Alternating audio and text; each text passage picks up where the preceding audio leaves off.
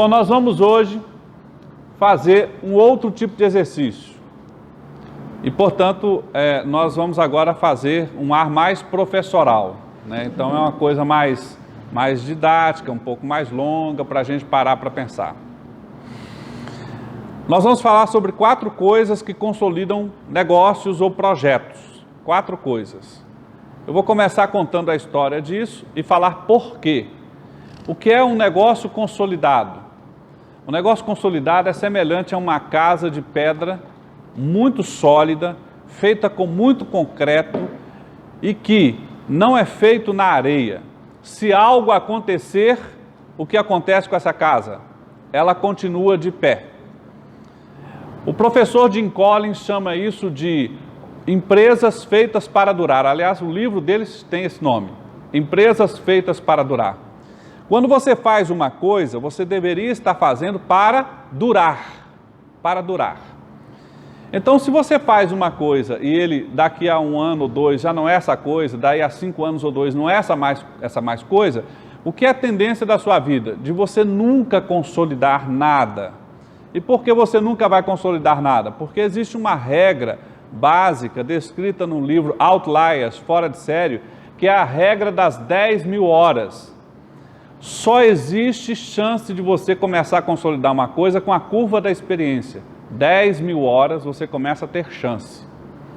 Então, se você fica pulando de galho em galho, você não consolida nada. Nada. Então, primeira regra, 10.000 horas de existência. De 8 a 10 anos de esforço. Se você ficar trocando, você não consolida. Pegar a lógica, beleza. Curva da experiência, a curva da experiência favorece você começar a ter estruturas, máquinas, equipamentos, pessoas que começam a cercar você, que têm um pouco mais de conhecimento, um pouco mais de preparo. As pessoas começam a conhecer você, acreditar em você, começam a favorecer, tem menos dificuldade de chegar até você fazer negócio com você, porque acredita em você. 10.000 horas. Se você não tem 10.000 horas, a chance de você nunca ter chegado a lugar nenhum ou ter chegado ao seu máximo é enorme. Então não troque de lugar. Escolha com sabedoria e não troque. Isto é fundamental. Então o professor Jim Collins, ele veio nos mostrando que, de acordo com essa tese, nós não podemos ficar trocando de galho em galho. Nós deveríamos ser os bambambãs daquilo que nós nos propomos a fazer. Seja excepcional no que você faz. Essa é a lógica número 1 para você começar a consolidar os negócios. Porém, essa lógica da consolidação, pessoal, ela nasce de uma premissa muito interessante.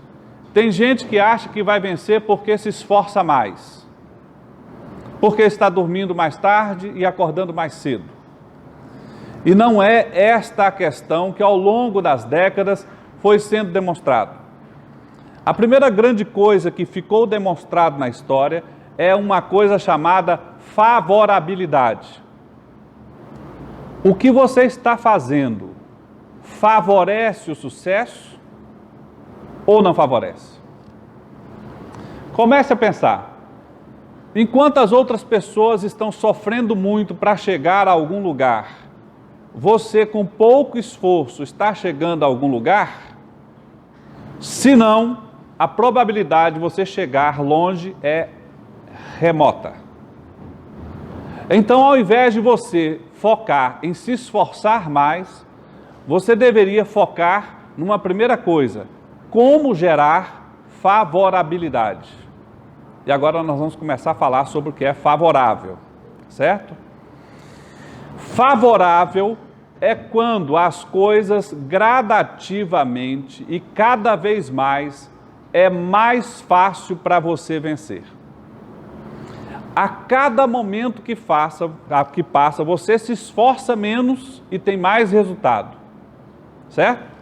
Esta é a lógica, é o conceito da favorabilidade. Tudo corre a favor. E então, você pode me dizer, mas isso é muito difícil. É muito difícil. 92% das empresas brasileiras quebram em 5 anos, por desfavorabilidade. Então, o que ocorre? 8% não quebram. Por que elas não quebram? Nós podemos citar um monte de coisas, mas existe uma coisa fundamental nesses 8% que não quebram. Eles constroem estruturas ou constroem conceitos que, de uma maneira geral, você começa a olhar e falar assim, mas isso favorece muito aquele cara, aquela empresa, aquela condição. Ou seja, eles constroem negócios baseados no conceito da favorabilidade. Favorabilidade. O que é favorabilidade? Favorável é quando as pessoas, os clientes, tudo corre para fazer negócios com você do jeito que você quer. Você deveria criar uma situação ou um conjunto de situações que fazem com que tudo corra para fazer negócio com você, do jeito que você quiser. E não é fácil, e ao mesmo tempo é. Eis um negócio interessante. Então, para explicar um pouquinho isso, eu vou dar uma pequena passeada na história para que vocês entendam o que eu estou querendo dizer. Até por volta de 1950, em todos os mercados, praticamente todos, existia favorabilidade. E por que era favorável? Porque os economistas chamam esse tempo de um tempo de equilíbrio de mercado. Se vocês tiverem curiosidade de ir no Dr. Google e colocar lá o conceito de equilíbrio e desequilíbrio de mercado, é um conceito da economia. O que é esse conceito da economia? Equilíbrio para uma empresa é quando tem mais pessoas querendo comprar uma coisa do que você tem para atender, certo? Então, digamos, você e os seus concorrentes têm 1000 produtos, digamos você tem 500, o seu concorrente tem 500. E você quer vender um produto para cada cliente. E existem 2, 3 mil pessoas querendo comprar agora. O que acontece? Tem mais gente querendo comprar do que você querendo vender. Nesse tipo de situação, você faz promoção? De jeito nenhum. Para que você vai fazer promoção? Não é? Para que fazer promoção? É por isso que nós temos uma frase famosa de Philip Kotler, que eu mencionei já para vocês. Qual é a frase? Promoção é a arma do desesperado. Na hora que você fala assim, vou fazer uma promoção, automaticamente eu penso, está desesperado, está precisando de dinheiro, está precisando fazer alguma coisa, porque o negócio não está acontecendo, ou seja, está desfavorável, certo? Desfavorável. E se está desfavorável é porque você fez escolhas erradas. Essa é a lógica. Mas até 1950, mais ou menos, em todos os mercados, tudo era favorável. Você podia ser ruim de trabalho de todos os jeitos. O que acontecia? Você não ganhava dinheiro, você pensava assim, aumenta o preço. Se você aumentasse o preço, tinha problema de vender? Não. Tinha 2 mil pessoas querendo comprar, você só tinha 500. Algumas iam desistir de comprar e você ia vender, não é não? Favorável. Queria fazer uma viagem pela Europa, estava sem dinheiro, aumentava mais um pouquinho o preço. Tinha problema de vender? Não. Se vocês tiverem curiosidade, começar a perguntar aos seus pais, os seus avós, seus bisavós, se estiverem vivos, puxa pela memória, vovô, lá nos anos 50, 60, qual empresa da sua época quebrou? Vai ser difícil ele lembrar de uma. Por quê?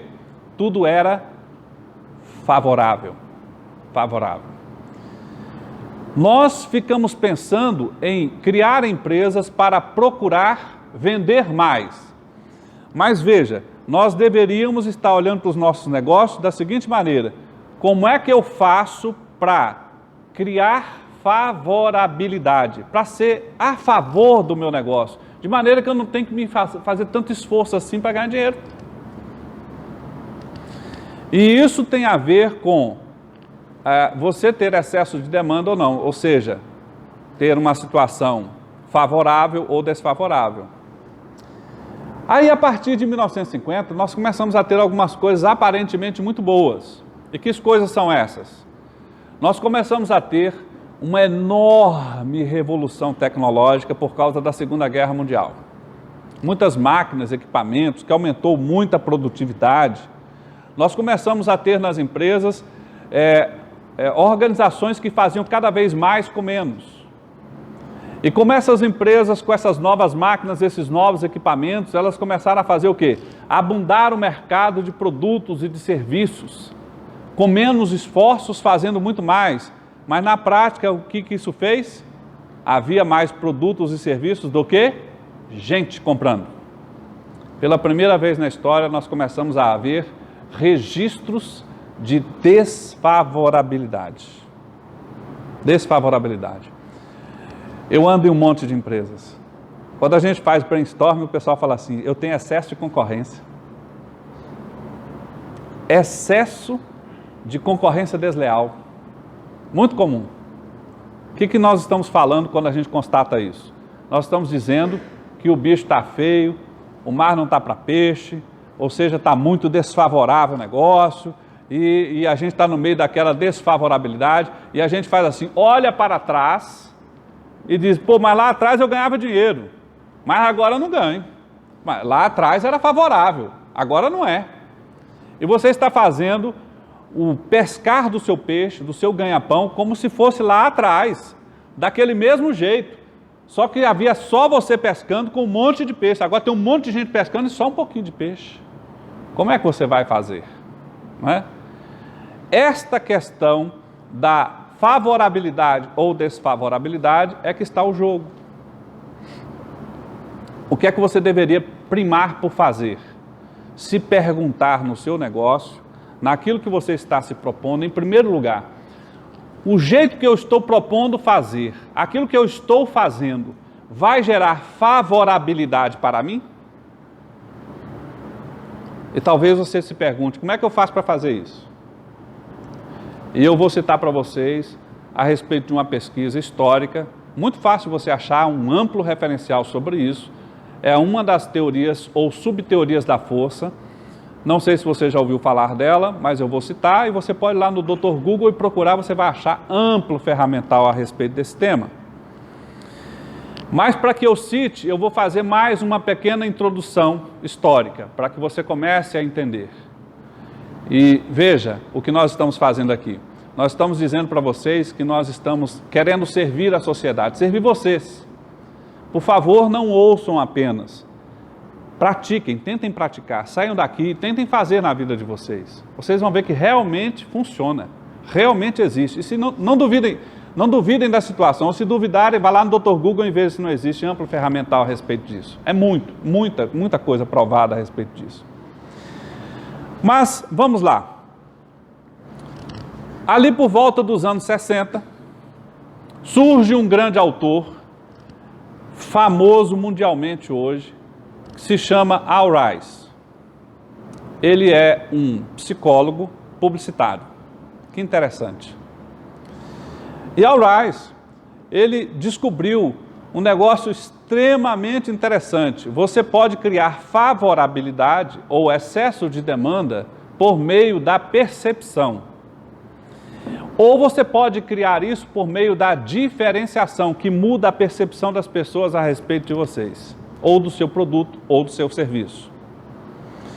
Segundo Al Ries, em marketing, mais é menos e menos é mais. Em marketing, ou seja, no jogo do mercado, tentar fazer muita coisa significa que você fracassará. Você deveria fazer menos coisas porque isso virá a favor de você. Então, em outras palavras, quando eu digo assim para você, sabão em pó, você pensa em? Procurem se informar, quem é o vencedor de sabão em pó? Vai ser Omo. Omo significa mais do que sabão em pó? Significa. O quê? É uma série de produtos. É verdade, mas as pessoas não lembraram. Onde ele vence? Ele vence pelo nome. Sabão em pó, exatamente.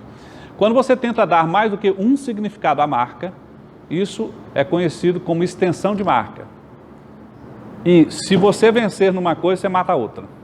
Porque o jogo de mercado é mental, é percepção. Você, em todo momento, está percebendo as pessoas aqui, os produtos e fazendo julgamentos na sua mente. Ah, aquilo ali funciona, aquilo não funciona. E você escolhe de acordo com a sua percepção. E a primeira coisa que faz você pensar numa coisa é a sua lembrança. Eu preciso dizer assim, Bené. Na hora que eu falar Bené, as pessoas dizem tal coisa. E só podem falar aquela coisa. Então, se eu falar assim, Bené igual programador, um monte de gente vai começar a te procurar e te propor assim, Bené, faz uma programação aqui, não sei o que, não sei o que. Agora, se eu falar Bené palestrante, pronto, aí o pessoal vai esquecer que você é programador e vai começar a parar de procurar para isso, vai começar a te chamar para ser palestrante. Vocês entendem? Eu só posso dar um significado, só uma coisa. A Rise publicou um livro magistral a respeito disso, que se chama Foco. Foco. Se você for lá no Dr. Google e procurar o livro de Al Rise se escreve A-L-L espaço R-I-E-S. A palavra foco, você vai ver um best-seller mundial que demonstra exatamente isso. Não tente fazer tudo. Al Rise é A-L-L espaço, eu não sei se eram 2 L's. É um ou dois. Rise é R-I-E-S. Al Rise. É um só, né? Um só, é verdade, é um só. Al Rise é um L só. O livro Foco, certo? Porém, depois desse livro Foco, ele publicou um outro livro que mudou o mundo. É um livro aparentemente tolinho. Sugiro que vocês leiam, já li mais de 200 vezes. Toda vez que eu leio, eu fico assim, como é que esse cara pensou isso? Como é que pode? Ele escreveu o livro As 22 Consagradas Leis do Marketing. E neste livro, na última lei, ele faz uma afirmação que eu fiquei algumas décadas pensando nela. Ele chama de a lei do recurso. E Al Rise diz o seguinte, já na entrada, aquele que tiver os recursos, vencerá. Quem não tiver o recurso, perderá. Para Al Rise, segundo as pesquisas dele, não importa quão bom você é, importa se você tem o recurso. Porque se você não tiver os recursos, por mais que você seja bom, você não tem os meios de manobra. Ou seja, você não faz uma parede ser construída, você não faz uma propaganda acontecer, você não faz as pessoas lembrarem de você, vai faltar coisas para o seu sucesso. Então, para Al Rise, a coisa mais importante que você deveria fazer é pensar no seu projeto, naquilo que você quer fazer, depois pensa assim, para fazer isso, quais são os recursos que eu tenho que ter? E providenciar os recursos e só depois fazer. Segundo os estudos dele, é isso que faz alguém vencer. Então, se você for um adepto da teoria de Al Rise, você jamais deveria falar assim, eu tenho um sonho, eu tenho uma ideia, é uma coisa muito bacana, eu vou à luta e vou vencer, mas sem os recursos, não. Pare um pouquinho, trabalhe um pouco mais, junte os recursos, monte as estruturas, porque aí, ainda que seja mínimo, mas se forem suficientes para a sua vitória, você vai começar a vencer. Bom, os anos foram se passando, Al Rise é um tremendo vencedor, até onde eu sei, ele ainda está muito velhinho, mas ainda não venceu, não morreu. Vocês vão achar muitos livros dele, Marketing de Guerra 1, Marketing de Guerra 2. O cara é muito interessante de ser lido. No entanto, ele ficou velho, aposentou, e alguns autores começaram a tentar provar que ele estava errado. Muita gente idealista começou a tentar olhar e falar assim, rapaz, que é isso? Se eu lutar mais, né, dormir mais tarde, acordar mais cedo, chegar na empresa, lutar mais, se eu fizer meramente isso, vai dar certo. Mas em ciência você tem que provar, não é mera opinião, você entende? Então eles começaram a tentar provar esse negócio. E ao tentar provar isso, o que eles provaram é que Al Rise estava certo. E então surge uma grande teoria, hoje amplamente discutida e amplamente provada, e que é justamente o fruto do que nós vamos falar aqui hoje.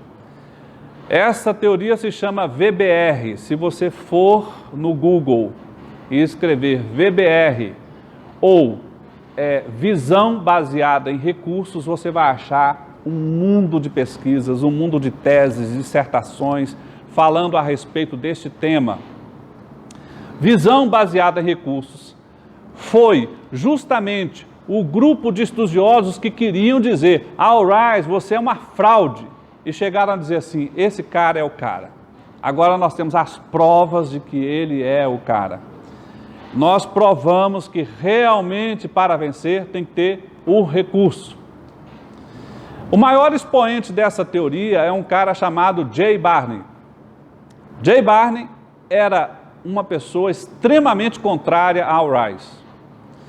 E Jay Barney no final virou amigão de Rice. Jay Barney disse, de acordo com as suas pesquisas, que os recursos são de 3 tipos. Você, ao entrar num projeto, seja ele qual for, tem que achar esses 3 recursos. Tem que colocar uma régua e medir quanto de cada um desses recursos eu tenho que ter. Segundo Rice, segundo Jay Barney, os recursos são os seguintes. Número 1, dinheiro suficiente para fazer o que tem que ser feito. É o primeiro recurso. Ou seja, eu vou fazer uma coisa, eu tenho que ter quanto de dinheiro para fazer essa coisa, eu tenho que levantar esse dinheiro, certo? Enquanto eu não tiver esse dinheiro, eu não faço nada, eu paro, a não ser que seja uma casa assim de vida ou morte, alguma coisa bem radical, que eu fico sem saída, aí eu vou tentar uma sorte, pode acontecer, mas em 92% das vezes dá errado. Então, ou seja, eu deveria parar e pensar, eu tenho que ter 500 mil reais, 1 milhão para fazer isso, eu tenho? Não tenho, então para um pouquinho, não bota para rodar, eu vou agora primeiro trabalhar de outra forma, gerar excedentes e vou ter esse recurso. Aí depois eu ponho o projeto para rodar. Primeira regra. Segunda regra, você precisa ter os recursos humanos suficientes. Por exemplo, imagine, você vai fazer um restaurante, você não sabe cozinhar. Tem um cozinheiro com você? Não. Então como é que você vai fazer um restaurante, né, Lazinho? Não tem. Seu negócio é comida, você não sabe fazer comida, não tem ninguém que faz comida. Você vai criar uma construtora. Tem um engenheiro civil com você? Não. Então, como é que você vai fazer? Para fazer o projeto, etc. Quer fazer um negócio bacana, tem um arquiteto, um design de interiores, ou seja, qual é a tipologia daqueles profissionais que você precisa se cercar? E qual é a quantidade desses profissionais? Eu preciso de 10 engenheiros, eu preciso de... Ou seja, os profissionais. Nós não fazemos nada sozinho. Você precisa de gente perto de você. Agora, não é qualquer gente, porque tem gente que faz exatamente isso, né? Vou contratar o Hélio porque é meu amigo. Não, não é meu amigo. Ele tem o conhecimento que ele precisa, Hélio é advogado. Certo? Precisando de advogado é com ele. Se precisa de advogado, não é comigo. Entende? Então, se nós formos montar um empreendimento que precisa de um profissional do direito, não é comigo, é com ele. Ou seja, nós dois somos seres humanos, mas nós temos expertices diferentes. Nós temos capacidades diferentes. Então, dependendo do que é o meu projeto, o meu sonho, eu preciso saber quais são os tipos de profissionais e a quantidade deles. E tê-los, achá-los. Quem é empresário sabe como é difícil formar um time. Achar as pessoas, tê-las no perfil exato, no comportamento exato, favorável ao negócio, carregando a bandeira do negócio e tudo mais, entendendo plenamente e tendo as habilidades, né? Se você tiver a curiosidade de voltar no Dr. Google e fizer lá a procura sobre o método CHA, C-H-A, o que um profissional deve ter, conhecimento, habilidades e atitudes. Ou seja, eu preciso, não é qualquer pessoa, não é meu amigo, não é meu parente, eu preciso daquelas pessoas com aquele perfil, naquela quantidade. Olha que negócio difícil. 10 mil horas no mínimo para montar. Até mesmo se você está vocacionado naquela escolha de projeto. Exato. Você comentou, eu comecei a rir, porque eu lembro de um amigo de infância, ele tem um time como esse conheceu a habilidade e nós somos amigos desde 4 anos de idade. Ele já ficou milionário e quebrou 4 vezes. Pois é. Ele tem a mesma idade que eu, mas ele é ousado. É. Ele vai atrás de coisas que ele também não domina e por isso também quer. Pronto, exato. E fica inventando, né? Já montou consultora, já montou... Fica inventando. Enfim, é isso. E por fim, o último recurso. Segundo Jay Barney, você precisa dos recursos estruturais. Máquinas, equipamentos, cadeiras, carteiras, carros, né, computadores. Você precisa das estruturas materiais, sem elas você não faz. O ser humano pode estar ali, né, o engenheiro, etc., mas ele não tem aquele negócio para fazer aquilo que tem que ser feito. Você tem que ter as estruturas, sem elas você não faz. Então, quando você vai entrar num projeto, você tem que se perguntar, quais são as estruturas que eu preciso ter? Essas estruturas serão operadas por quais tipos de profissionais e qual a quantidade? Para ter tudo isso, eu preciso de quanto? E eu tenho que ter tudo isso antes de fazer o projeto. Certo? Bom, a partir daí nós tivemos uma série de evoluções, várias empresas começaram a ganhar espaço, mas a VBR foi estudando o assunto com mais detalhismo. Nós já temos algumas décadas dessa teoria sendo estudada em mais de 160 países. E aí então começou-se a se perceber que Allrise estava também certo numa outra coisa. Allrise dizia que para você vencer na mente de uma pessoa, você não pode buscar ser igual. Você tem que ser diferente. Allrise dizia que a coisa mais ridícula que você pode fazer é tentar ser igual. Então, quando alguém chega para você e fala assim, como você faz? Eu faço igual fulano, estava lá analisando, ele fez assim, assim, assim, assado. A sua chance de vitória faz assim, ó. Certo? Por quê? Porque a mente não se lembra de quase nada. Estudos de Allrise, por exemplo, demonstram que todos os dias nós somos impactados entre 24 e 27 mil mensagens visuais e terminamos o dia sem lembrar de uma ou duas, no máximo 3. Você hoje viu um monte de faixas, um monte de placas, você viu um monte de letreiros, você viu um monte de coisas, sinais, etc. De quais você está se lembrando agora? Provavelmente você assistiu algum jornal, notícia do YouTube, etc. O que é que o jornalista falou naquela primeira mensagem? Você provavelmente não se lembra. E se você não se lembra, não impactou para você, não existe para você. Porque o processo é mental. O que não existe na sua mente, não existe para você. Então você precisa existir na mente das pessoas. E ser igual significa que você está num lugar assim, que as pessoas olham e falam assim, não, que monte de mato, né? Tudo igualzinho, que bonitinho. Nenhum deles se destaca. Você só está lá no meio da multidão. E ser lembrado significa que você tem que ser diferente. Me lembro de um cliente nosso uma vez que a sede dele estava num prédio, ele trabalha com fotografias, falou para mim assim, como é que a gente faz isso? Rapaz, constrói um prédio parecido uma câmara fotográfica. Vai virar point da cidade. O pessoal vai começar a te procurar, porque aquele prédio, rapaz, aquele prédio, lembra do prédio, parece uma câmara? Todo mundo vai lembrar, você entende?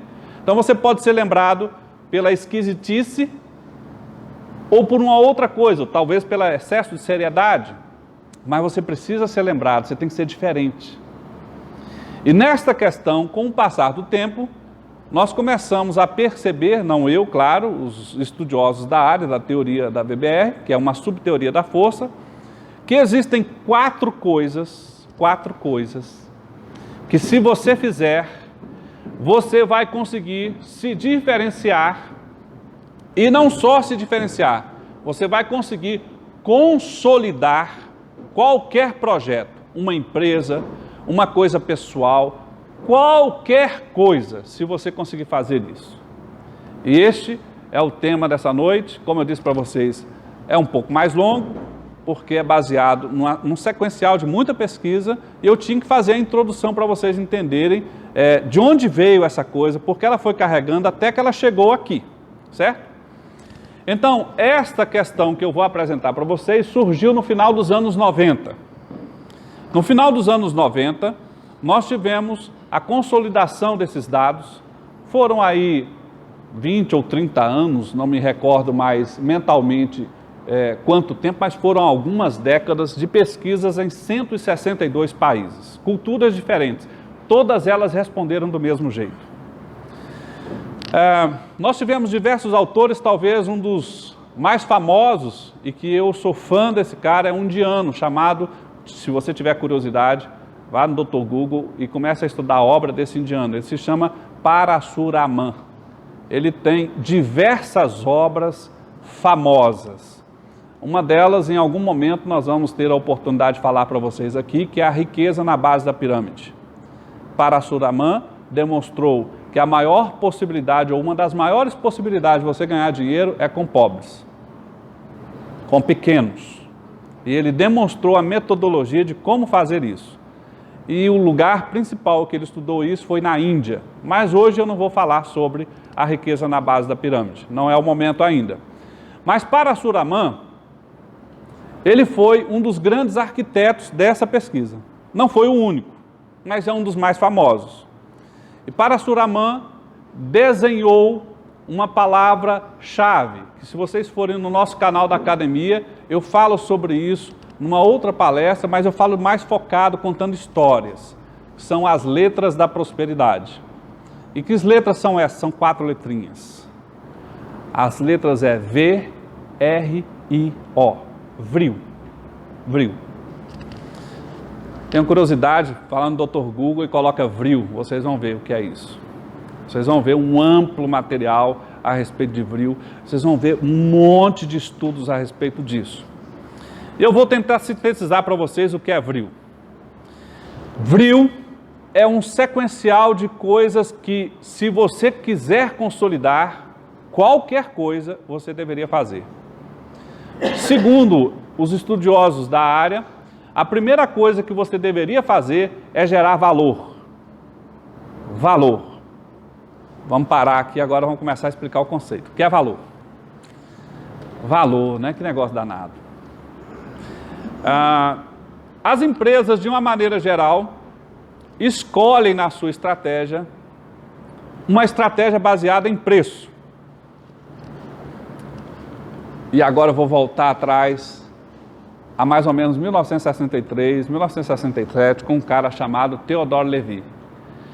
Theodore Levy é simplesmente o cara que mudou o mundo a partir de um único livro. Ele só publicou 2. E esse livro é desse tamanhozinho. Toda vez que eu leio esse livro, eu fico pensando a genialidade do cara naquela época.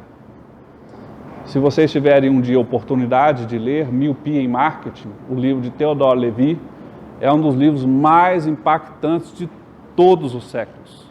Um dos que mais influenciaram o mundo em todos os tempos. Então, Theodore Levy dizia o seguinte, que se o mundo está indo, se os negócios estão indo para o norte, faça o seguinte, vá para o sul. É lá que está a oportunidade. Se começar a ir para o sul, vá para o norte. Ou seja, se você quiser seguir alguém, você já perdeu. Você deveria ter o seu projeto. Aquilo que ninguém fez. E isso significa escolher a estratégia do valor. O que a maior parte das empresas fazem, das pessoas fazem? Escolhem a estratégia do preço. Então, é muito comum quem pensa em preço estar numa mesa de discussão falando assim, como é que a gente vai fazer para enfrentar essa concorrência? Eu não sei o que fazer, porque a empresa Y cobra tanto e o meu está mais caro que ele. Ele está falando assim, por isso que eu não estou vendendo, porque aquele lá está mais barato, então o meu está mais caro, então eu vou perder o mercado, não é isso? O que essa pessoa está pensando? Olha, eu só venço se o meu preço estiver menor. A estratégia desse pessoal é a estratégia do preço. Algumas décadas adiante de Theodore Levy, nós tivemos um grupo de franceses que tentou demonstrar que Theodore Levy estava errado. Eles quebraram a cara e tiveram que publicar o seu magistral livro provando que ele estava certo. Se vocês tiverem curiosidade, o livro se chama A Estratégia do Oceano Azul. A estratégia do Oceano Azul demonstrou que quem tenta ser igual vive liso, vive sem dinheiro, vive apertado, vive pendurado no banco. Por quê? Porque quem vive igual tem uma estratégia básica, a estratégia do preço. Agora vamos pensar em termos de prosperidade. Primeiro sinal da prosperidade é ter... Como é que você tem dinheiro? Receita muito maior do que despesa. Quem está fazendo a estratégia do preço está fazendo o quê? Diminuindo o preço. Mas será que o custo cai? Então, ele no máximo empata, dá uma pequena sobrinha, mas na maior parte das vezes fica com a receita menor do que a despesa. No livro A Estratégia do Oceano Azul, ficou demonstrado que quem faz diferente não tem concorrente.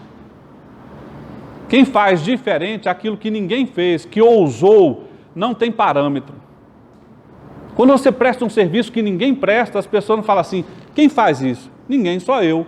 Ah, é? E quanto é? Tanto. Aí o cara, bom, deve ser isso aí mesmo, né?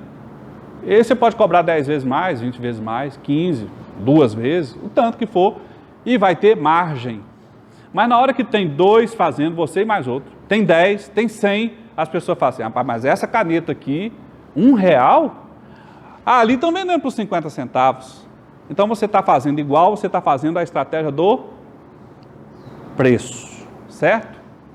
E veja que os estudos de Parasuraman dizem que você não deve vender preço, você deve vender valor, que é diferente, muito diferente. Bom, mas se você quiser subir um pouquinho o sarrafo, você pode estabelecer a estratégia do custo. O que é a estratégia do custo? Eu penso assim, ó, a minha caneta é R$1, meu concorrente é 50 centavos, mas aqui só eu tenho essa caneta. Se você quiser comprar aqui, você só compra de mim. Senão você vai comprar lá em Araguari. Vai ter que fazer a viagem, você vai gastar talvez R$100, R$200 para ir lá comprar aquela caneta. Ou R$200 mais 50 centavos é muito mais do que R$1, não é não? Ou seja, você começa a ofertar algumas coisas para as pessoas que diminuem o custo delas, mas favorece você ter um preço maior. Preço maior significa margem, mais margem, certo? Porém, ainda assim, você tem como comparar nessa questão. E Parasuraman dizia que você deve ter a estratégia do valor. O que é a estratégia do valor? Estratégia de valor é quando você dá para as pessoas aquilo que importa para elas. Se importa para elas, elas vão pagar o que você pedir. Por exemplo, suponhamos que você está com câncer raro. O seu médico diz assim, tem um tratamento barato para você, uma quimioterapia ali, assim, legal, vai ser talvez até de graça, o SUS vai pagar. E você chega e diz assim, eu descobri a cura desse tipo de câncer.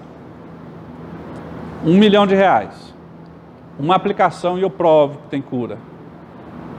Você olha para aquele negócio, você tem R$1 milhão, ou então você pode juntar os parentes para ter R$1 milhão, o que você faz? Vai para o SUS? Certo?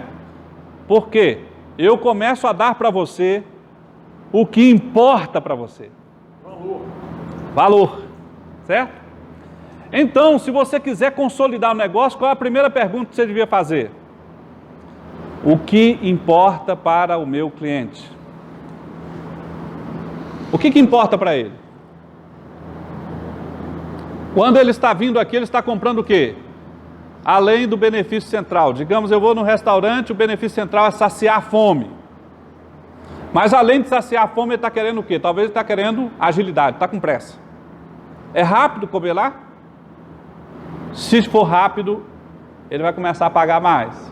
Pode começar a subir o preço, ele vai pagar. Mas ele quer alguma coisa a mais, além de rapidez ou agilidade. O que importa para o seu cliente? Muitas pessoas estão com seus negócios achando que vão vencer porque lutam mais.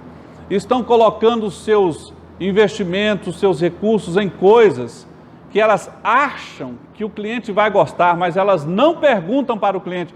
O que importa para você, cara? Fiz a Elas não sabem. E se você não souber disso, você vai fazer um monte de bobagem. Um amigo meu, lá no Nordeste, virou construtor, começou a construir prédios. Aí fez um primeiro prédio, falou assim, nossa, eu vou fazer um prédio diferente, legal. Fez um jardinzinho assim no prédio, tal, cada apartamento, um jardinzinho na sacada, coisa linda. Vendeu o prédio. Aí passou uns 6 meses que ele tinha terminado de vender o prédio, ele voltou ao prédio, não tinha mais jardinzinho nas sacadas, as pessoas compraram e destruíram. Não importava para elas. Ele que gostava, você entende? Mas quem é que compra o seu negócio? É você? É o seu cliente. O que importa para o seu cliente? É uma pergunta essencial, o que importa para ele? Se você começar a fazer os serviços ou ter produtos que o seu cliente diz assim, meu Deus, eu preciso desse negócio, você está começando a entregar valor. A sua estratégia está começando a girar em torno de valor. E se você começar a entregar valor, então as pessoas começam a te dar o que você pedir, porque para elas é o que importa. Estão percebendo o poder do que eu estou dizendo? Tenta imaginar, você começa a entregar para as pessoas o que importa para elas.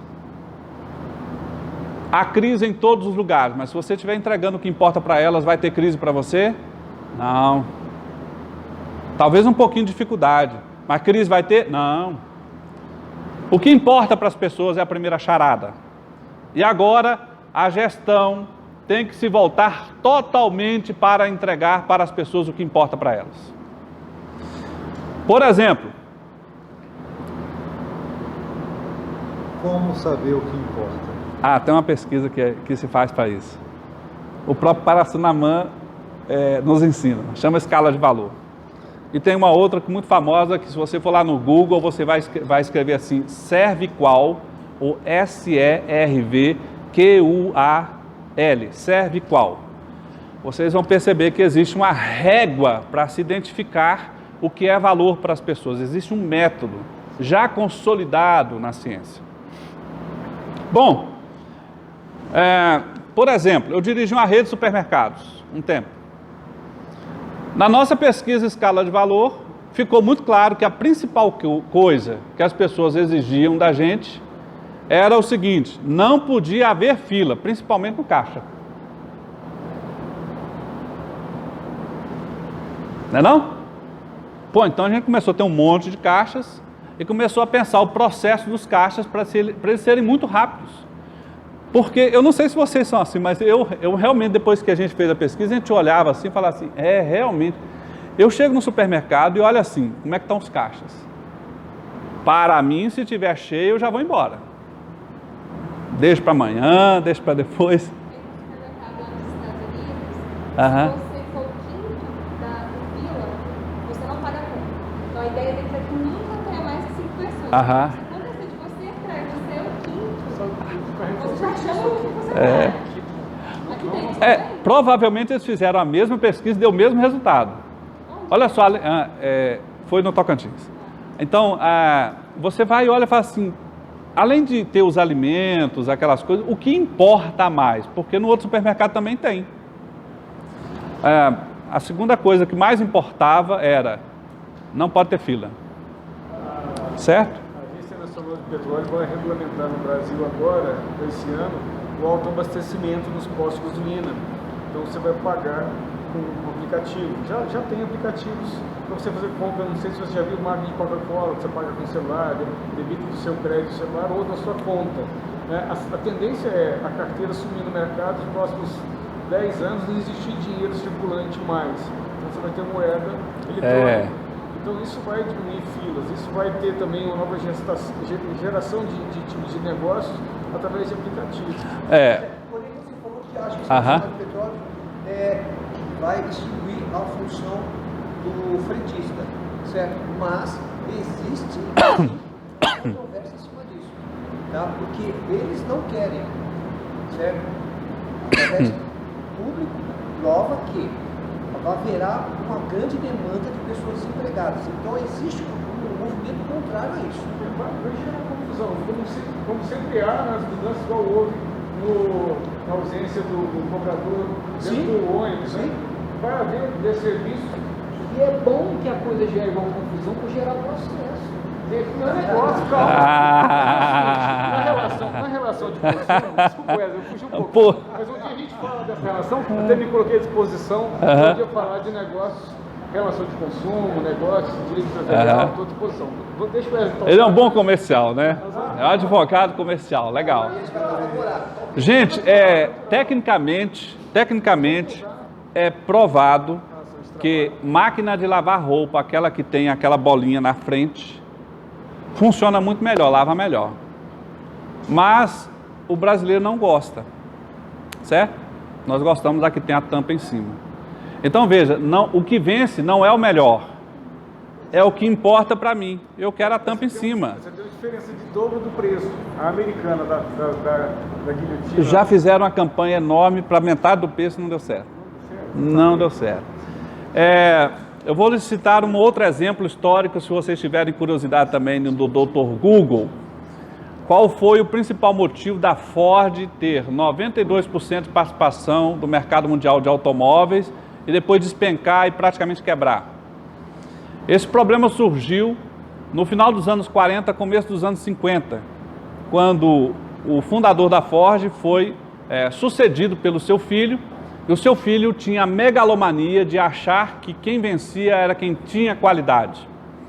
E ele resolveu fazer um super carro. Se vocês quiserem aí olhar lá no YouTube, vocês vão achar até os carros andando, ou no Google você vai achar lá o carro que se chama Edsel, E-D-S-E-L. O carro, à época, era incrível. Era um carro que você não precisava passar marcha. Para você ver, 1952 o lançamento. Era um carro que era um dos primeiros a ter cinto de segurança, banco de couro.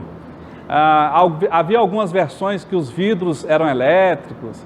Havia um monte de situações que não existiam à época. Aquele carro foi impressionante. Foram montadas fábricas em todo o mundo. O investimento da vida da Ford. Ao longo de toda a história venderam 300 unidades. As pessoas não queriam. As pessoas olhavam para aquilo e falavam assim, eu quero aquele ali. Vai dar muito problema, esses vidros não vai levantar. Sei. Ele contrariou a teoria fordista do Henry Ford, que era produzir barato. Ele fez isso. Contrariou a teoria principal. A questão é o seguinte, tem que importar para você porque que você casou com a Maria e não com a Josefa. Você entende? Então, as pessoas podem falar que a Josefa é mais bonita que a Maria, mas o fato é que você casou com uma e não com a outra. E assim sucessivamente. Ou seja, o que importa para você pode não importar para mim. Então, o que importa para o seu cliente? Se você entregar o que importa para o seu cliente, você está gerando valor. E isso abre espaço, seja como for. Lembrem-se das filas do iPhone. Aí você pode dizer, pô, mas tem celulares muito melhores, muito mais baratos, é verdade, mas era a Apple que dava fila, entende? Importava. Segunda característica, que gera impossibilidades de você consolidar coisas. Seja o que for que você for fazer, que seja raro. Tem que ser raro. Raro. R-A-R-O. Tem que ser raro. Encontre em todo lugar. Provavelmente você está fazendo commodity, você vai entrar em crise. Ah, mas eu estou no mercado que existe um monte. Exemplo, circo. Mas o circo de Solé é raro. É raro. É circo, mas é raro. Você entende? Então, o que você for fazer tem que ser, assim, algo que, se possível, só você faz. Raro. Por que o ouro tem valor? Porque tem muito pouco. Você entende? Por que o diamante tem valor? Mais valor que o ouro? Porque tem menos que o ouro. Tem que ser raro. Então, se você quiser cobrar cada vez mais pelas coisas, ou seja, preço aqui, custa aqui. O que você tem que ter? Raridade. Raridade, certo? Se o que você estiver fazendo tiver valor para as pessoas e for raro, você não tem problema de demanda, nem problema de crise. De jeito nenhum. Porque as pessoas querem comprar de você, gostam do que você está oferecendo e praticamente só você tem. Olha que negócio legal. Vai ter problema? E veja aí o que Al Ries falava, né? Ou em especial Theodore Levi falava. Cara, a pior coisa que você pode fazer é ser igual. Eu tenho aqui esse negócio aqui. As pessoas falam assim, mas rapaz, ali também tem, naquele outro tem, ali tem, ou seja, é igualzinho. Bom, é o princípio da crise. Ser igual é um problema, ou seja, faça coisas raras. O senhor tem uma ideia aqui, antes que o assunto vai à frente, a Ford teve um grande problema também na época, e que os irmãos Dodge eram sócios deles, e quem desenvolvia a tecnologia do motor era os Dodge. Tecnologia. Naquele tempo era só para experimento, não tem a tecnologia que tem hoje. Você comprou a Edsel? Você comprou a Edsel? Aí eles brigaram. Você comprou a Edsel? Aí eles brigaram e os irmãos Ford montaram o Dodge, montaram o sindicato e levaram a tecnologia do motor. E nessa ideia, os motores eram desconfiáveis, né? Tanto é que no tempo de Montelic eram os piores motores que tinha da Ford, era a melhor coisa que tinha. O que aconteceu? Eles arrastaram a maior parte do mercado da Ford nessa época, isso tem muito tempo. Isso que é questão das pessoas acreditarem. Na Dodge, o carro lá também pode, o negócio é o motor da Dodge. Exato. Os irmãos Dodge, eles montaram a fábrica e arrastaram 60% da venda da... Eu fico imaginando, falando aqui para vocês, e a minha expectativa é que vocês, ao ouvirem, comecem a prestar atenção e falar assim, o que nós estamos fazendo profissionalmente com os nossos negócios, né? Será que nós estamos fazendo uma coisa de valor e raro? Agora comece a analisar, não é de valor e não é raro. Eu digo para vocês, segundo os estudos de Parasuraman, você está em crise. Se não está, entrará em breve. Vai passar por crises severas, porque não tem valor e não é raro, certo? É uma questão de tempo. Você vai ganhar dinheiro ou ter alguma prosperidade em momentos de muita abundância geral, mas ao menor sinal de um pouco menos de abundância, crise com certeza. Com certeza você vai entrar, vai ser uma das primeiras pessoas, uma das primeiras empresas a fazer isso. E nós estamos dizendo o seguinte, nós estamos propondo para vocês 4 coisas que vão fazer solidez. Uma casa construída de pedra, de cimento, sobre uma rocha. Solidez. Haja o que houver, a tempestade que for, continuará ali existindo. Certo? Terceiro aspecto, não basta ter valor, não basta ser raro, tem que ser também inimitável. O que é ser inimitável? É quando as pessoas não conseguem copiar a sua ideia. Não conseguem copiar o seu produto. Não conseguem fazer o que só você faz. Se você conseguir fazer isso, um monte de gente pode admirar o que você está fazendo, mas não conseguirá ser seu concorrente.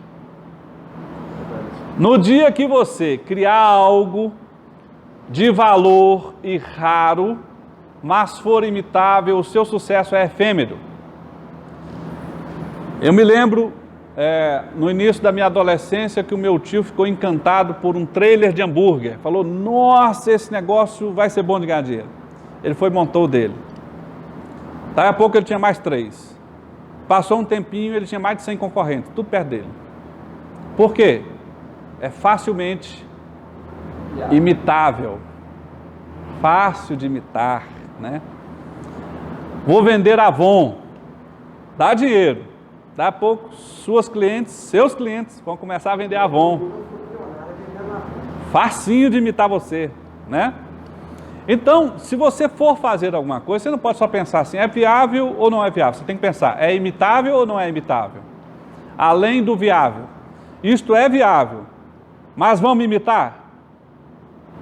Se as pessoas tiverem dificuldade de imitar, que joia, você está entrando no negócio que você vai sofrer durante algum tempo, mas depois de montado, agora é para muito tempo.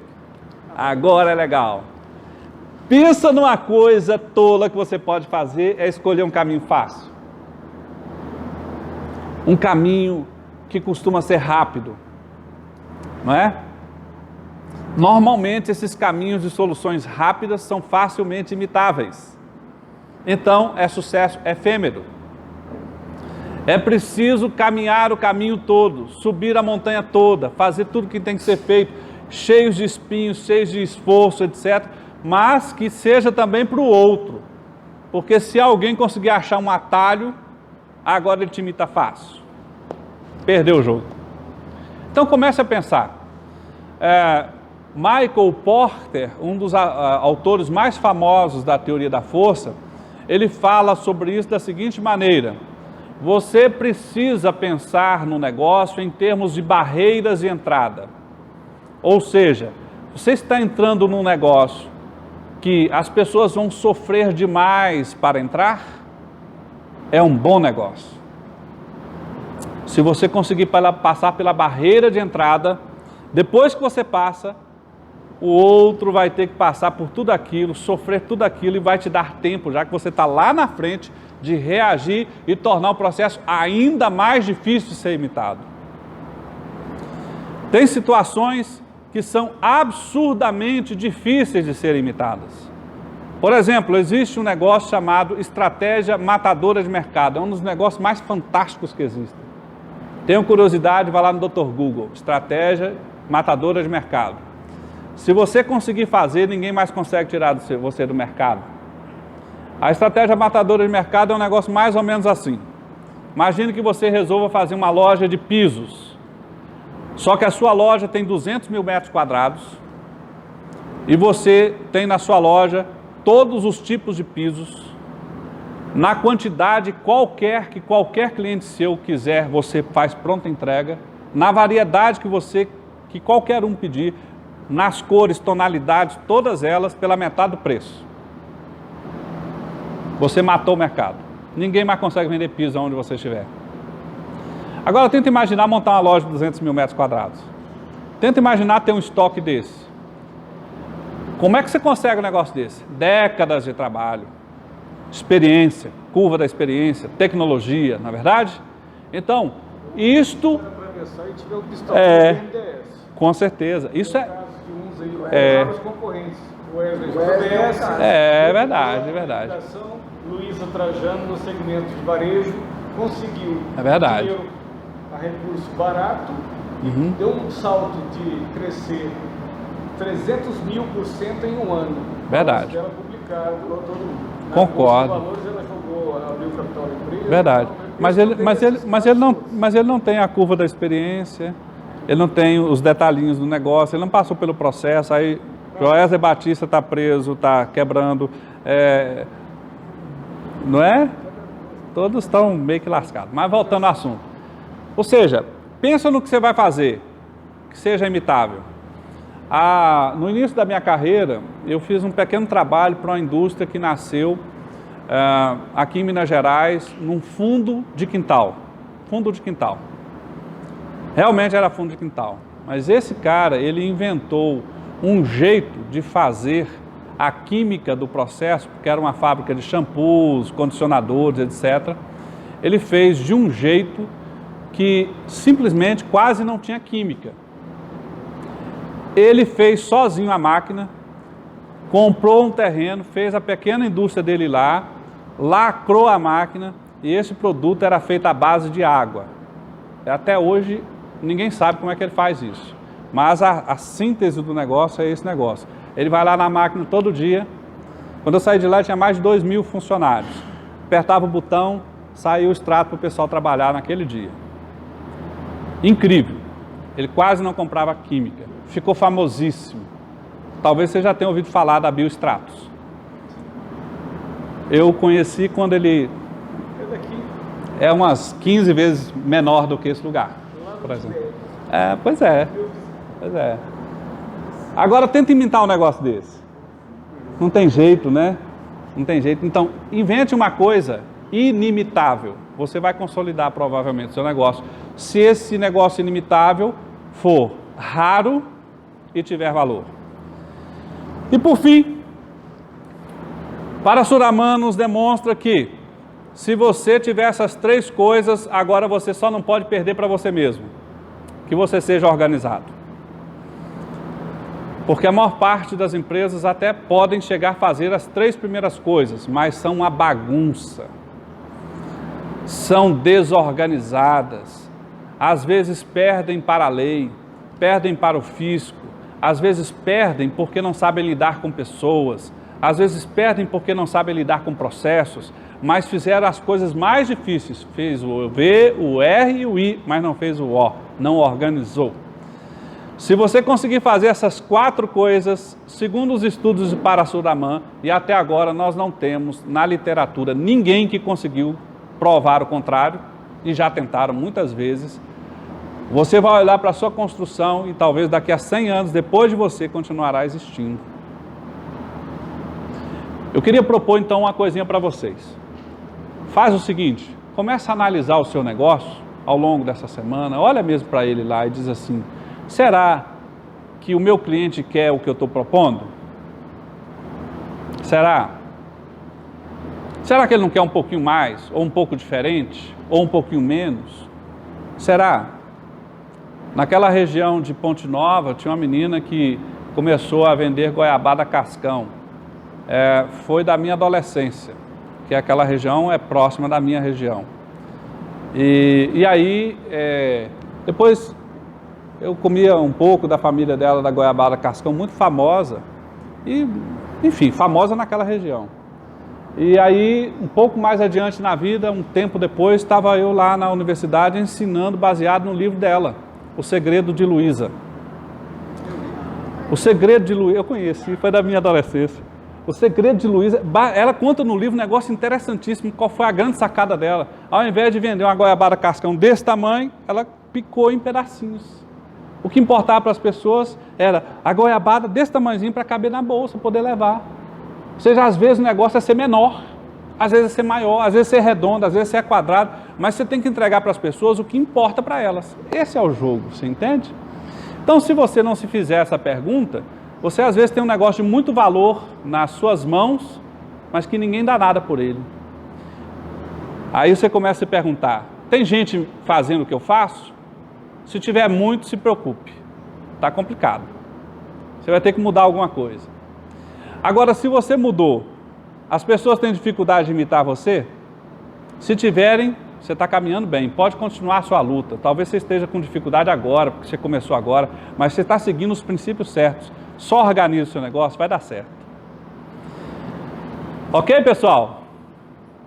Fizemos aqui uma digressão histórica, voltamos em 1950, fizemos toda uma contextualização bem simples do que havia naquele momento, para, diante disso, mostrar que nós estamos em franco desequilíbrio de mercado, e nessa situação de desequilíbrio de mercado, o que faz a vitória acontecer, a consolidação acontecer, é fazer 4 coisas que geram favorabilidade ao seu negócio, à sua proposição. Favorabilidade é valor, raridade, inimitabilidade e organização. Então agora eu agradeço a todos e estou aberto a dúvidas ou perguntas. Gostaria só de voltar lá atrás. Lá na Ford. Você falou sobre promoção, né? Sim. Eu tenho um amigo, hoje eu não está mais aqui, o negócio dele que deu certo, mas ele tinha 2 revendarias.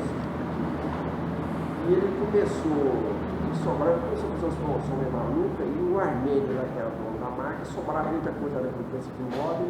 Quando você vende, você comprava aqueles pacotes e trazia caminhão de alçado para cá, e começou assim, ganhar 5. Coisa que o markup era 1,8, ele começou a ganhar assim, 5, 10 reais para descartar aquilo tudo. Eu falei, no 3º ano você vai ter problema. Eu falei, é o seguinte, a mulher vem cá, compra sapato preto, normal, tal, alto, coisa assim, compra 4, 5 pares. O outro eles fazem a mesma coisa, no 3º ano você não vai dar conta de vender, o estoque vai vir para você. Isso está correndo, você vai vender, tem outro. No 3º ano ele não vendia nem a grade que vinha. Para ele vender normalmente. E a pessoa fica acostumada a esperar esse Black Friday permanente que ele já fazia. Não faça isso. Não faça isso. Deixa o sapato aí, no ano que vem, esse estoque você vai vender baratinho, não adianta, deixa ele vem, você põe de novo. Isso ocorreu mais claramente no Brasil com automóveis. Não sei se vocês se lembram que o governo Lula, acho que até o governo Dilma fez isso, olha, baixou os impostos, agora compra o seu carro, a taxa de financiamento é mais barata, aí o povo danou a comprar carro. Acabou o negócio, o povo tinha comprado carro para os próximos 2, 3 anos, ninguém queria comprar carro. Então nós passamos uma crise nesse setor automobilístico um bom tempo, por antecipação de demanda, né? E o que foi pior, eu, por exemplo, tive um caseiro, comprou um Fit novinho. E ele está pagando os troços até hoje. Daqui 3 anos, que dê pneu, que dê bateria, que tudo, ele falou, rapaz, e agora? Trocar os pneus do carro. Troca. Perdeu o dinheiro para trocar. Tomar o dinheiro para trocar os pneus do carro. Pois é. Adiantou alguma coisa? Nada. Ele comprou fácil, mas não tinha como manter. É isso aí. Não adiantou nada. Outras colocações, dúvidas? Dá uma pincelada sobre o cervical e a extravital. O cervical é o método original. Segundo Parashuraman, você precisa entender que satisfação não existe, até de acordo com a teoria de Herzberg, lá nos anos 50, 60. Então, o que a gente pode fazer é fazer o máximo para ter um cliente menos insatisfeito do que a concorrência. E aí, nesse sentido, foram feitas muitas situações ligadas a produtos, indústria, mas com relação a serviços, não. Então, cerviqual é isso, a corruptela do nome serviços, serve e qual, ou seja, como medir a qualidade de um serviço. Parashuraman consolidou esse método. Então, se é serviço, já tem um método lá, a forma do questionário, como você tabula e como funciona. Legal. Ocorre que esse método fez a percepção de que a diferença que você faz assim, quão satisfeito você está. Isso não, se a pesquisa está furada, não se faz mais isso hoje. Eu faço o seguinte, o que importa para você? Valor. Lembra da teoria do valor? O que importa para você? Agilidade. Ah, legal. De 0 a 10 importa quanto? 9. Perfeito. Você foi lá na Rural Nova, ali do nosso amigo Zé Márcio, e de 0 a 10 foi quanto aqui?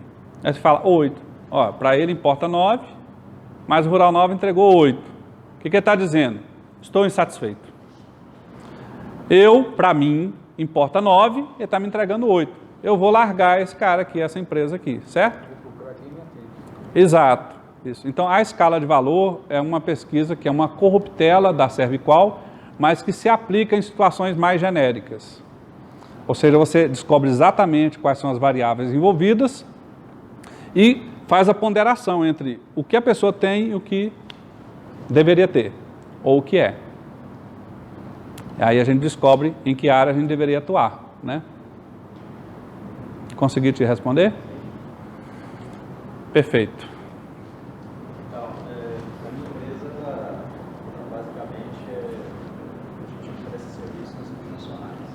Em quê? Multinacionais. Certo. E uma coisa que eu procurei buscar... Fala um pouquinho mais alto, o povo está assim. Eu procurei buscar um diferencial, né, dos meus concorrentes. Infelizmente são muitos. E dentro desse diferencial eu achei 3 pontos interessantes. Que eles, agora, nesse período... está tendo muita demanda, né, esses multinacionais, eles estão focados muito na parte de segurança. Então, eu optei de colocar a segurança em primeiro lugar, né, tipo assim, eu invisto muito nisso. Qualidade, né, eu converso muito com a equipe sobre a questão da qualidade e prazo, né, porque quando você pega um serviço, você tem um prazo para entregar. Então, eu optei de entregar qualidade. Esse seria o meu diferencial, que seria assim, o que eu estou se apegando. Qualidade. Enquanto meus concorrentes se preocupam simplesmente no prazo, eles atropelam a segurança e a qualidade. E eu converso com a equipe que a qualidade ela vem em primeiro lugar. A segurança vem em primeiro lugar. Né? Porque para você trocar uma lâmpada daquela ali, dentro de uma multinacional, não é simplesmente você pegar uma escada, uma mesa ou qualquer coisa que seja. Tem uma norma a seguir, né? Tem uma norma e tem a forma correta de seguir. Cada empresa tem a sua norma. Então, é uma coisa que eu converso com a equipe para que eles sigam a norma de cada empresa e consequentemente, focar na qualidade, né? A gente procurar fazer o melhor, não nem que custe um pouco mais, mas que faça, e o prazo, né? A gente tentar fazer dentro do prazo. Então, esses 3 itens foi o que eu me apeguei. Aí, até então, eu estava nessa de vender qualidade, mas depois dessa sua colocação aí da questão do valor, aí eu fiquei assim um pouco confuso, né? Será que nesse caso meu, eu vender qualidade seria a mesma coisa na questão do valor? Porque eu sempre busco isso, né? O que importa para o cliente. E eu sei que a maioria, na verdade não é todos, mas a maioria, a segurança vem em primeiro lugar. Uma empresa que tem todo mundo fichado, né, tudo certinho, com os treinamentos, né, enfim, que tenha tudo certinho, ela tem uma vantagem sobre as outras, né, pelo menos é o que eu penso. E aí eu procuro focar nisso, né, como se fosse um diferencial com os concorrentes. Bom, na minha experiência, quanto mais eu vivenciei a realidade de empresas, e nós agora em fevereiro vamos completar 30 anos, são mais de 200 companhias diferentes, tamanhos diferentes, pequenas, gigantes e tal. Eu comecei a aprender que muito importante na vida é ser humilde. E por quê? Quanto mais a gente vai ficando experiente nas coisas, mais a gente acha que sabe. Certo? Agora, na verdade, quem nos julga não somos nós. Quem nos julga é o nosso cliente. Então, nós temos que ter digamos, uma sapiência de ser humilde, de ir até o cliente e perguntar ou investigar o que importa para você. Porque as coisas na vida, aliás, é uma das grandes verdades, a meu ver, é que alguma coisa vai mudar. E a minha tendência de olhar para a experiência é falar assim, era assim, por isso eu faço desse jeito. Mas e se mudou algo? E hoje o conhecimento da humanidade muda a cada 9 meses. A tecnologia muda, os processos mudam, o jeito das pessoas se comportarem muda. Então a minha experiência me serve para algo, mas se tem uma coisa que ela realmente me serve, é para ficar de orelha em pé, de olhos abertos, para olhar para a situação e falar assim, o que está importando agora? Então, se você não fizer pesquisa, e quanto maior a empresa, mais ela tem que fazer com maior periodicidade, ou seja, em espaços mais curtos, para entender o que importa para cada parte envolvida. Entende? Senão você não sabe. Você tem uma opinião, mas você não é o cliente. Não é verdade? Alguém ia falar aqui. Quem era? Não? Alguém mais? Eu queria apresentar... Pois não. Então a gente tem que multar a cada cliente, né? A cada cliente? Não tem jeito de você atender todos os clientes do mesmo jeito, tem? Tipo assim, eu vou te atender... tem. Pra você, do jeito... Tem o ISO, né? Tem. O ISO é o padrão. Claro. Mesmo que seja uma porcaria, mas é a capacidade de repetir. Que importa para cada cliente. Porque às vezes, às vezes o cara busca o padrão. Por exemplo, eu não como, mas tem gente que adora o McDonald's. É um ISO. Ele faz 10 mil sanduíches iguais e entrega aquele padrão. Então isso é uma satisfação para aquele cliente. Ele quer ter certeza que a porcaria que ele gosta está repetida no outro dia. Ele gosta. O que ocorre é o seguinte, para você ter um mercado fechado, que é um mercado totalmente a seu favor, você tem que ter pelo menos 40% de participação de mercado. Aí você vai me dizer, se eu fizer isso, eu tenho que atender todo mundo, não é não? Não com a mesma marca. Porque uma marca só tem um significado. Lá em Goiânia, eu gostava de comprar meus ternos há muitos anos atrás em Goiânia. Tinha uma loja famosa lá, eu pegava avião e ia lá em Goiânia, gostava demais. Aí aconteceu um fato, de vez em quando acontece, eu acho muito engraçado. Eu cheguei na loja e aí estava cheio de camelô na porta da loja. Aí eu fiquei chateado pelo cara, porque os caras do camelô estavam copiando exatamente as camisas do cara. Tinha os ternos assim, você via que era fajuto, mas o pano era, o desenho era o mesmo e tal. Então, tipo assim, você ia comprar uma camisa, R$400. Aí lá o cara estava vendendo por vintão, 30, eu falei assim, cara, igualzinho, mas você via que o pano era, né? Aí eu cheguei pro dono da loja e falei assim, rapaz, eu fico indignado com o Brasil, fico indignado. Olha só, rapaz, você com essa loja, pagando imposto, contador, esse negócio todo, agora esse monte de camelô aí na sua porta. Aí ele falou assim, fez assim, não tinha ninguém perto, falou assim, ô Wesley, eu vou contar uma coisa para você, você não é daqui, eu vou te contar, esses camelôs aí são meus. São daqui da lua. E aí ele vende produtos sem imposto. É o mesmo. Aí falou assim, ó, eu cheguei à seguinte conclusão, se eu não colocasse o camelô, alguém ia colocar. Aí o que eu fiz? Pô, eu fui, montei uma fabriqueta, importo as roupas, elas chegam aqui, eu já levo para minha fabriqueta. Mando silcar o pano, corto, certo? Levo lá para o camelô, ele fica com a metade, eu fico com a metade. A gente paga o custo, metade do lucro dele, outra metade é minha. Assim, rapaz, é o seguinte, a melhor coisa do mundo é eu concorrer comigo mesmo. Se você não compra o meu terno caro, você compra o barato, é meu. Agora é o seguinte, o camelô lá é o camelô do João, aqui é a minha loja, certo? Marcas diferentes, porque em termos de mercado, uma marca só tem um significado. Se você tentar fazer a sua marca ser tudo, você vai ser nada. Agora, uma grande estratégia que existe de dominância de mercado, talvez a estratégia mais forte de dominar mercado, chama-se segmentação de mercados. Segmentar é o seguinte, essa marca só atende este público. Essa outra marca, este outro público, essa outra. É por isso que você tem empresas que estão no mesmo mercado com 10, 15 marcas diferentes. É o seguinte, você é a A, você é da marca Y. A minha mesma fábrica produz a marca tal, para a marca B, público B. Cara, que é isso, cara, é o seguinte, quer comprar, compra comigo. Você domina de mercado. Você sabe que, você falou esse negócio do seu colega lá, quem comprou a marca Ray-Ban foi eu no Schottky, né? O Schottky hoje fabrica 1,5 milhão de armações por dia. Tem várias fábricas no Chile. E eles compraram Ray-Ban, comprou Oca, comprou quase tudo. Eles têm umas 30 marcas. E eles conseguiram quebrar os concorrentes para copiar a Ray-Ban. Sabe o que eles fizeram?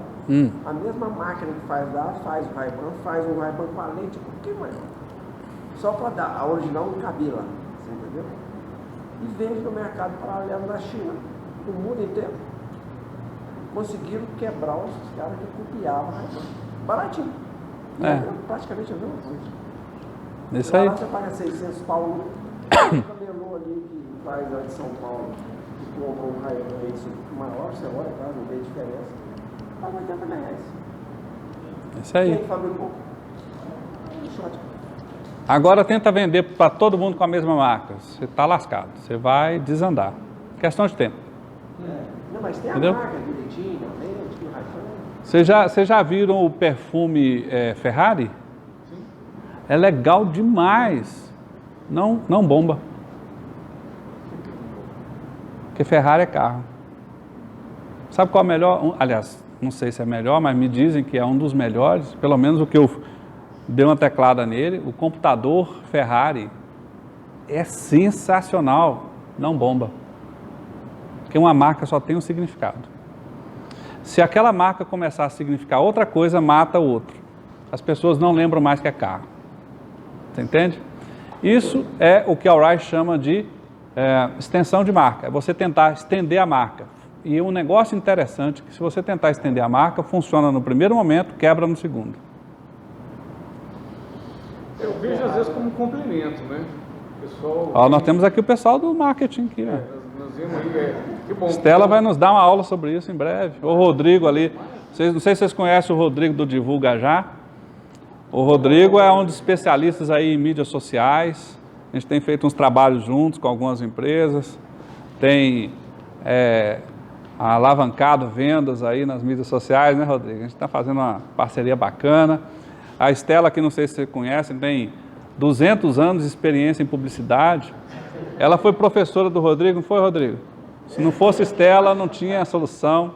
Stella tem uma agência de publicidade aqui famosa aqui em Natal. Nós temos que nos conhecer. Ó, força do hábito. Não é vontade, eu estou aqui por vontade, gosto de Uberlândia.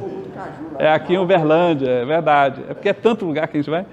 Mas então a Stella tem toda essa expertise, essa experiência, conhece todo mundo aqui na região, né? Você vê como é que são as coisas, né? Então, se vocês tiverem a curiosidade, acredito que Stella talvez corrobore, não sei se tem uma opinião diferente, mas é exatamente isso. Você tem uma marca que significa uma coisa, de repente você começa a fazer significar várias coisas, aí no primeiro momento dá certo, passa alguns anos, está o cara em crise.